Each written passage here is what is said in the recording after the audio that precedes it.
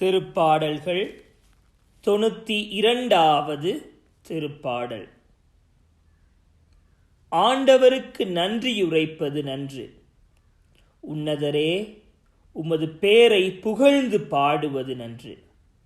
காலையில் உமது பேரன்பையும் இரவில் உமது வாக்கு பிறழாமையையும் 10 நரம்பு வீணையோடும் தம்புரு சுரமண்டல இசையோடும் எடுத்துரைப்பது நன்று.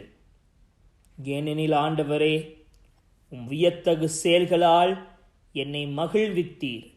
உம் வலிமை மிகு செயல்களை குறித்து நான் மகிழ்ந்து பாடுவேன். ஆண்டவரே, உம் செயல்கள் எத்துணை மேன்மையானவை, உம் எண்ணங்கள் எத்துணை ஆழமானவை. அறிவிலிகள் அறியாததும் மூடர் உணராததும் இதுவே.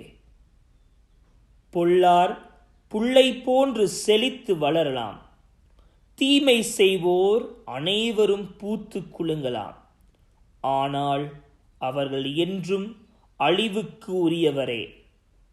நீரோ ஆண்டவரே என்றுமே உயர்ந்தவர்.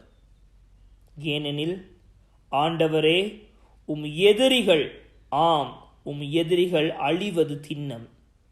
தீமை செய்வோர் அனைவரும் சிதறுண்டு போவர். காட்டெருமைக்கு நிகரான வலிமையை எனக்கு அளித்தீர். புது எண்ணெயை என் மீது பொழிந்தீர்.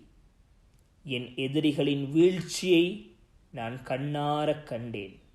எனக்கு எதிரான பொல்லாருக்கு நேரிட்டதை நான் காதார கேட்டேன். நேர்மையாளர் பேரிச்சை மரமென செழித்தோங்குவர். லெபனோனின் கேதுரு மரமென தலைத்து வளர்வர். ஆண்டவரின் இல்லத்தில் நடப்பட்டோர் நம் கடவுளின் கோயில் முற்றங்களில் செழித்தோங்குவர்.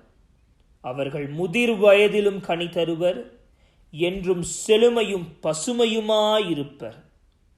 ஆண்டவர் நேர்மையுள்ளவர், அவரே என் பாறை.